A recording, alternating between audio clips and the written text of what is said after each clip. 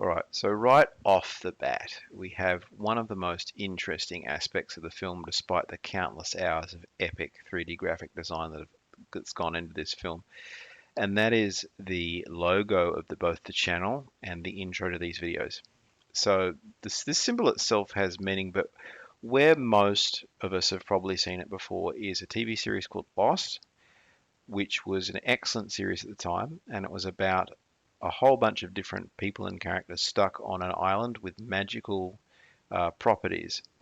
The magical properties of the island were that it was had some sort of magnetic anomaly that would build up over time, and there was even a control room consisting of, I think, an Apple IIe or some sort of an anachronistic computer where they'd have to enter a key code every certain amount of time, every 36 hours or 24 hours or something, in order to stop this magnetic anomaly from getting out of control. And the organization that settled this island, that set up this research institute on this island, had all of these different compounds on the island, which they referred to in the series as stations. And each station had a name, which was a derivation of the Dharma Institute's logo, which is this logo here. None of them had the infinity symbol in the center. Now, that infinity symbol is not an infinity symbol. It looks like a bit like an Ouroboros, but it does look like an infinity symbol, and which is also a figure 8 on its side. That logo has 8 sides, and those sort of lines in it, they're called trigrams. Now, I think in ancient Chinese mythology or Taoism or something very old from China, that those trigrams had meanings in different contexts. Like some of them could mean different elements: fire, water, wind, thunder. Some of them could refer to family, relationships. Some could refer to all kinds of things. But yeah, you could actually make probably a 15-minute video just on this logo itself. And I find also just the general concept that we have the magnetic anomaly on the Lost Island being of power, that the Lost Island itself would actually, and this is a spoiler for the TV series, would actually jump to different locations. And in some of Kane Pixel's latest videos, we actually see nautical references to some sort of navigation to some sort of sea location or location by the sea, and Lost was set on an island, and now we have this channel, which is also has a logo that is a Lost reference. And not only that, but Gate Sync Research. It's like the gate to the Backrooms is called the magnetic resonance device or something like that.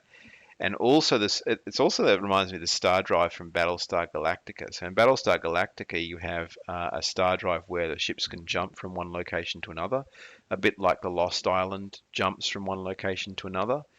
And in the TV series Battlestar Galactica, you can actually see the star drive spooling up or spinning up, and it looks like some sort of arrangement of magnetic rings.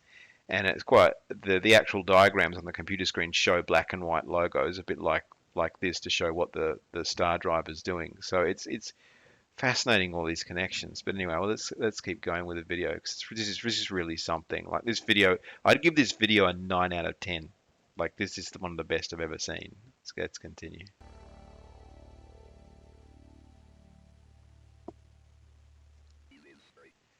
So the voice, the text to speech has something that's been around since the early 80s.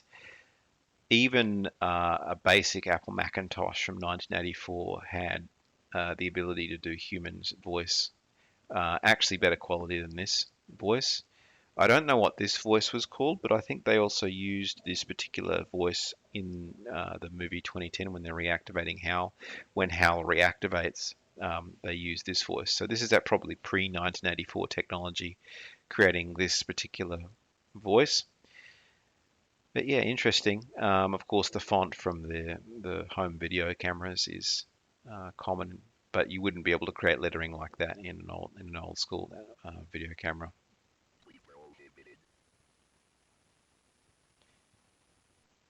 Yeah, expeditions into the back rooms fascinate me, and the fact that there's doctors and PhDs exploring the backrooms, and that's a common theme. And it reminds me a bit of space exploration because astronauts that explore the stars or go into space often are extremely educated. And and I think it's fascinating that doctors and PhDs are exploring backrooms. I mean, a doctor or PhD doesn't mean what it used to now. There's no question about that. I mean, we've got artificial intelligences and people able to educate themselves to a university level without even attending a uni on YouTube. But yeah, I think it's fascinating just this connection between all of these PhDs exploring this transdimensional realm. I don't know what they'd have a PhD in. Like, what would someone who explores the backrooms actually have a PhD in? Would there be a you could argue there'd be some sort of doctor, um, maybe that knows about bacteria. I don't know what sort of doctor that is. Maybe they could be, um, what could they be? Philosophers? They could be astrophysicists, maybe. What sort of doctor would actually be qualified to explore the backrooms? That's a question I'd like answered. This is already stunning visually because you have really what looks like three different sets of technologies. You've got the colorful control panels on the left-hand side. You have what looks like control panels governing high voltage electronics. And then you also have terminals which are displaying a login screen. So the terminals displaying a login screen would be late 1990s, early 2000s technology. So what they would possibly be is the ability to log into a terminal server, which would display, which would be a graphical desktop like what we're used to. The display screen on the left sort of reminds me of early 80s science fiction films. So what you would depict on a spacecraft, or even the TARDIS from Doctor Who. And the panels that we see behind it, I mean, you get a clearer shot of them later on, so I'm not going to talk about them now. I'm just going to skip forward, I think.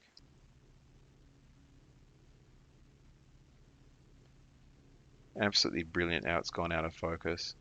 That's a really and the reflection off the floor, that is absolutely stunning. Those control dials and just the general arrangement of the controls reminds me of actually a submarine. So if you watch the movie Hunt for the Red October from 1990, you can actually see in the cockpit of the sub, or whatever you call the control center of the submarine, you can see all of these dials and wonderful looking gadgetry uh, in the submarine. And that submarine was supposed to be state of the art technology in the late 80s, early 90s during the Cold War.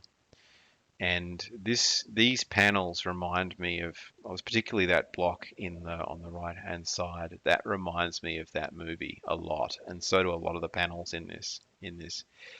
The panels in this do look a lot like what you would expect to control diesel power or some sort of power station. Well, obviously, but we'll continue on because you'll see more.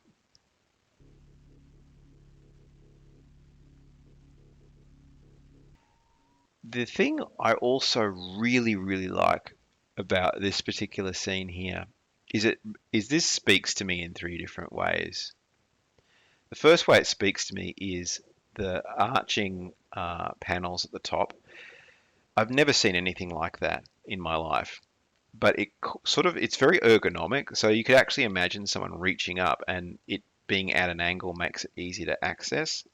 The second thing that speaks to me is the if you look on the left and the right, you can actually see text, but also waveforms on the left-hand side. The waveforms are probably, I don't know if the creator has done this, but the waveforms that these machines are making, that those tones that it's making, are sine waves and sawtooth waves and things like that, very basic synth waves. And it's quite funny that they've actually got what looks like synthwave diagrams on one side. And the third thing that speaks to me is it kind of looks almost like a cathedral. So in a lot of science fiction films, particularly the really scary ones. A lot of the internal designs are inspired by cathedrals. So you see the presence of crosses, the presence of these sorts of angles. Look at the design of Event Horizon. Look at the design of the internal parts of the Nostromo from 1979. It has this sort of cathedral look, and I think that's really captured quite beautifully in this. We'll continue on.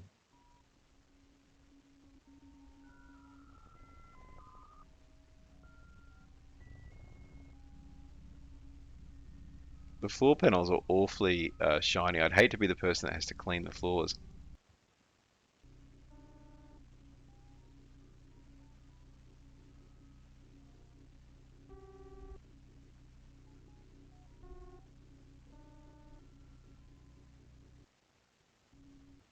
Okay, this is a truly beautiful scene. So what we're seeing here is also the hodgepodge of technologies that are combining together.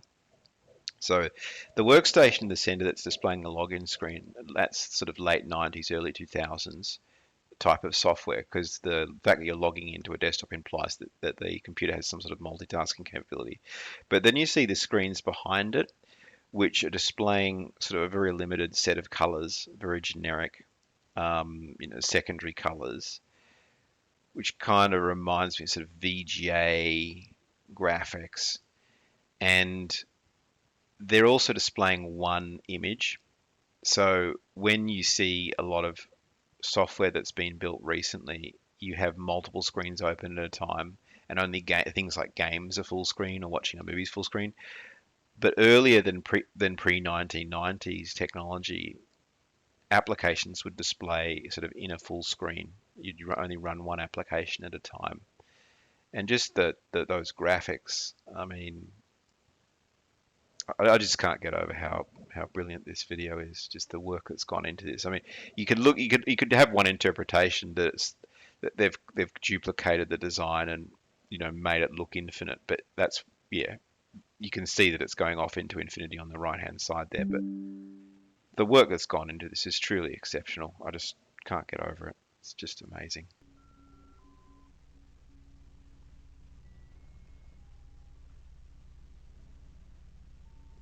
Got sort of a control manual there. You've got more dials, and you've got those. You saw it briefly there. You've got sort of buttons that have sort of a very wide aspect ratio, a bit like a button you could almost press with four fingers. There you go. There's a better view of them there. More dials and switches. You could actually, if you would imagine anything controlling the back rooms, this would be it. This is something that I've always wanted to see. If the back rooms had a control room, what would it look like? And I think this brilliantly combines all of the elements. It's got the mix of technologies from different periods. It's visually spectacular. I mean, you've even got the whole backrooms thing where it sort of stretches off into the darkness. And these control panels, you could imagine interacting with them. I mean, look at how there's those bars that look like you could actually reach in with your hand and grab it and pull it open to reveal sort of transistors or capacitors or whatever's behind there. Um, yeah, this is actually more creepy than it stretching off into the darkness. Not because of this video in its own right, but because of that video from I think a year ago where there's that circular hallway and there's that thing crawling that's like takes up the whole hallway. And whenever I see, you'd very rarely see circular things in the back rooms. I think there's been one other video that I've commented on that has circular shape. A bit like it's very rare to see anything circular in Minecraft. It's very rare to see anything circular in the back rooms. But whenever I see sort of hallways like that are, I always remember that video with that creature, and I just can't get over it. And this particular part of the video is also awesome because it reminds me of that in the Star Wars movies where there's that circular thing that Darth Vader's sitting in, and where he puts his helmet on, and those computer screens in the center also look the colors in them look like the targeting computers from Star Wars. So if you remember the Star Wars movies, there's those combinations of the red and the yellow targeting as he's going through the trench to sort of blow up the Death Star. But yeah, you can tell whatever's going on in there is serious business. And it even looks like a target. The screen on the bottom left looks like a target, and then on the right you've got a grid that looks like a map, and you've got even what looks like a planet and Star Wars like text. I think it's absolute. I think it's actually one of the most incredible Backrooms videos I've ever seen. The interesting thing about that corridor, how it sort of snaked around, is that a back reference to the Ouroboros at the beginning? Okay, now this speaks to me. This speaks to me. Now, a lot of people who've watched this video probably think this is one of the least interesting parts of the video because you're not actually seeing any displays and controls. But this speaks to me again. It looks to me like Alien. So, Alien 3, they're on that planet where they're refining, where there's some sort of lead works, and you can imagine lava hot metal, whatever's beneath those stacks there. And you've got a trestle walkway across them, and you've got the controls on either side. And you've also got the crosses on the top. So those crosses look almost religious, and the small lights really creeps me out. This is, and you can see it stretches down.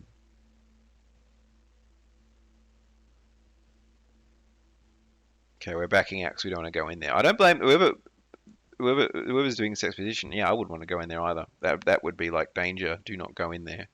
We've got the corridor snaking around like the Ouroboros at the beginning. This is the point in the video where I honestly thought that there'd be some sort of jump scare. And this isn't a criticism of the video. I think this is one of the most incredible videos I've ever seen. But this is where I thought that I'd seriously have something jump out at me from beneath. But even the fact that nothing happened, I mean, so what, right? Still, it takes a lot to creep me out. But this scene in this video actually did. And this is also beautiful because before, in the earlier parts of this video, what we saw was so claustrophobic because the ceiling was so low and the panels were so imposing. And now we've got all of these panels and control systems inside a giant cave. And this actually reminds me of sort of if you wanted to have some sort of installation that's playing with something really dangerous, like in Stargate, you'd have the Stargate and the associated control systems buried inside a cave underneath Cheyenne Mountain. So the fact that this is in some sort of big cavern kind of makes it feel sort of more real and more dangerous. Whatever this is controlling is dangerous. So what do you think these things are actually controlling? I mean, is it controlling the power generation for the 600 million square miles of lights? Is it like the TARDIS in Doctor Who, where you have a room that is controlling the architectural configuration? Is it controlling the teleporting in and teleporting out? Is it controlling the magnetic anomaly? Is there some sort of magnetic anomaly at the center of the back rooms?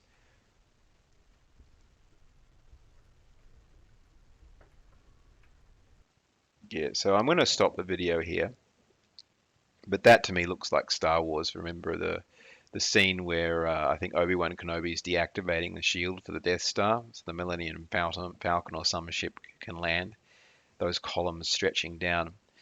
So yeah, my thoughts on the video is that it's one of the most exceptional Backrooms videos I've ever seen.